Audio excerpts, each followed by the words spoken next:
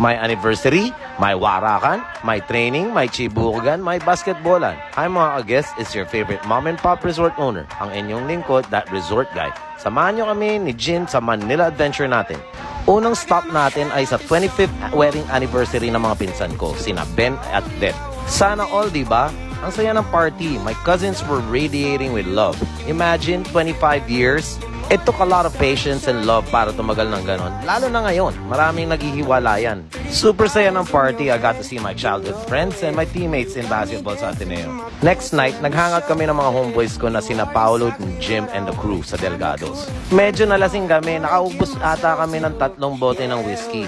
Yan, napakanta pa ako dahil medyo tipsy na. Bago umuwi, dumaan pa ako sa favorite shawarma place ko, Mr. Kebab. The next morning, nag-training naman si Jin with Coach Anto. Grabe ang hangover ko, pero carry lang. They did mostly dribbling drills.